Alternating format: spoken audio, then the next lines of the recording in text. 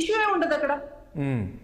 Right. గెలు Srinivas Yadav గారు good morning. ఏంటి చెప్తారు? నిన్న హరీష్ రావు ప్రెస్ మీట్ పెట్టడాన్ని అంటే మామూలుగా కాంగ్రెస్ పార్టీ నేతలే చెప్తున్నారు, అసలు ఏ రకంగా వచ్చి ప్రెస్ మీట్ పెట్టి హైడ్రా గురించి కామెంట్ చేస్తారండి? అంటే ఈ 10 ఏళ్ళలో మీరు అధికారంలో ఉన్నారు, ఎన్నో చెరువులు కుంటలని కబ్జాలకు గురయ్యాయి.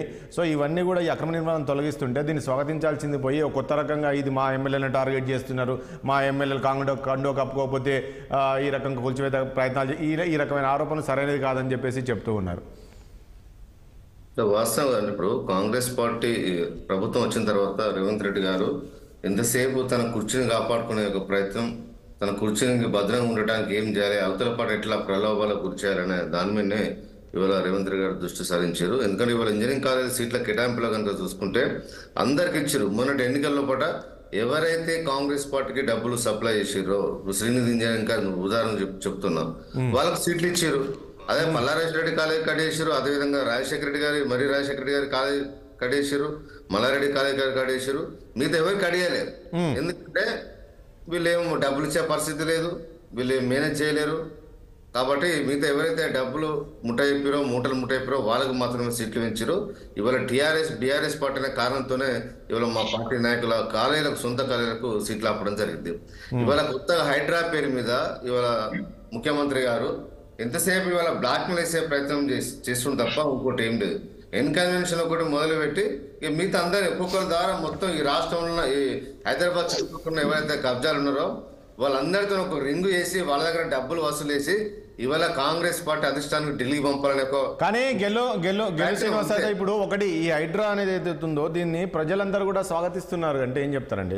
స్వాగతిస్తున్నారు, మంచి కార్యక్రమం చేశారు. ఇది ఓన్లీ హైదరాబాదే కాదండి, మీరు జిల్లాలకు కూడా ఈ హైడ్రా రావాలి. ఎందుకంటే చాలా వరకు రాజకీయ నాయకులు కబ్జాలు చేశారు, చెరువులు కబ్జాలు చేశారు, కుంటలు కబ్జాలు చేశారు అని చెప్పేసి చెప్తూ ఉన్నారు కదా. దీన్ని ఎవరు కూడా వ్యతిరేకిస్తున్నారు, మీరు ఒక్కరు తప్ప.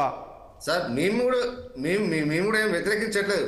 చెరువులు కబ్జాలు అయితే ఎవరు వ్యతిరేకిస్తారు చెప్పండి? ఎవరైనా దాన్ని కాపాడాల్సిన బాధ్యత సమాజంలో ప్రతి పౌరుని మీద ఉంటుంది, ప్రభుత్వం మీద ముఖ్యంగా ఉంటుంది. ఇవాళ హైదరాబాద్ లో చుట్టుపక్కల మొత్తం చెరువులు ఎవరి హాయంలో కబ్జాలేనండి? గతంలో కాంగ్రెస్ ప్రభుత్వం ఉన్నప్పుడు, రాజశేఖర రెడ్డి గారు ముఖ్యమంత్రిగా ఉన్నప్పుడు వారి హయాంలో ఎన్నో చెరువులు హైదరాబాద్ చుట్టుపక్కల మొత్తం ఇవాళ కబ్జాలకు గురైనాయి. ఇవాళ ఇద్దరు రానుద్రమదేవి గారు అన్నట్టుగా మీరు ఫస్ట్ ఏవేవైతే శాటిలైట్ చిత్రాలు మీ దగ్గర ఉంటాయి, శాటిలైట్ ఉంటాయా, శాటిలైట్ ద్వారా మీరు గుర్తించండి పలానా చెరువులో ఇన్ని ఎకరాల భూమి వల్ల కబ్జాలకు గురైంది, ఈ చెరువు ప్రాంతంలో ఇంత కబ్జాలకు గురని చెప్పి మీరు పబ్లిక్ డొమైన్ లో పెట్టండి, ఓపెన్ గా స్టేట్మెంట్ ఇవ్వండి. వాళ్ళకందరికి ఫస్ట్ నోటీసులు ఇవ్వండి.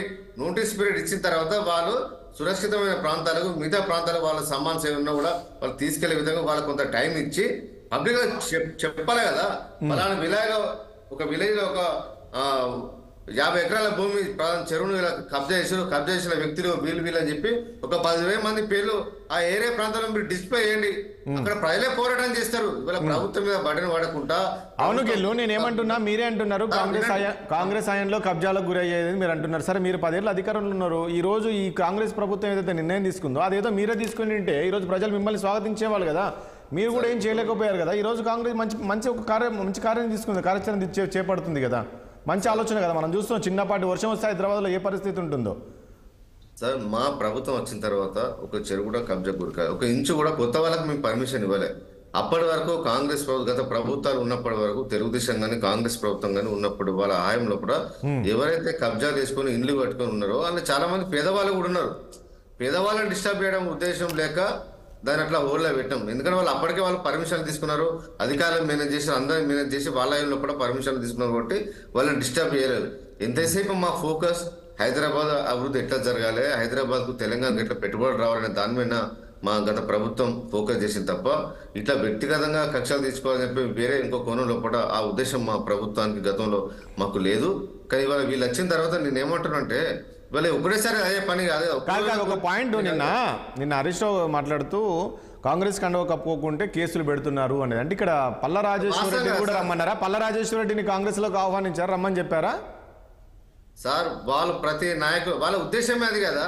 ఇవాళ ఏ కాలం మీద ఇష్యూస్ లేవో చెప్పండి. మీరు నిజంగా చేయదలుచుకుంటే పలాని కాలంలో చాలా ఎన్నో కాంప్లైంట్స్ ఉన్నాయి. హెచ్ఎండి లేదు, గతంలో ఎంతో మంది ఫిర్యాదు చేసి ఉన్న వాళ్ళు ఉన్నారు. అవన్నీ తెప్పించుకోండి. ఏ కాలేజీకి ఇబ్బందులు ఉన్నాయి, ఏ కాలేజీకి పర్మిషన్ లేవు, ఏ కాలేజీకి బిల్డింగ్ పర్మిషన్ లేదు, ఏ కాలేజీకి నాలా పర్మిషన్, అవన్నీ మీరు లిస్టు తెప్పించుకున్న తర్వాత అన్ని మీరు లిస్ట్ డిస్ప్లే చేయండి. ఇవో పలానా కాలేజీలకు ఇన్ని రకాల వాళ్ళు పర్మిషన్ లేవు, అక్రమంగా వాళ్ళు కాలేజ్ నిర్మాణం చేశారు, కంపౌండ్ వాళ్ళు నిర్మాణం చేశారు, వేరే వాళ్ళ భూమి ఎంక్రోచ్ చేసిన విషయాల పేరు అన్ని మీరు లిస్టు తెప్పించుకోండి, టైం లిస్ట్ మొత్తం డిస్ప్లే చేయండి. అంతే తప్ప పర్టికులర్ గా ఓన్లీ బీఆర్ఎస్ పార్టీ ఎమ్మెల్యేలనే టార్గెట్ వేసుకొని చేయడం ఉద్దేశం ఏంది? వాళ్ళ మా ఎమ్మెల్యేలను కాంగ్రెస్ పార్టీలో దేని చేయించుకుంటానికి, తన సీటును సుస్థిరం చేసుకుంటానికి ఒక డ్రామా తప్ప ఇంకో ఉద్దేశం లేదు. రైట్. ఇక టీపీసీసీ అధికార ప్రతినిధి లింగ యాదవ్ గారు వచ్చారు.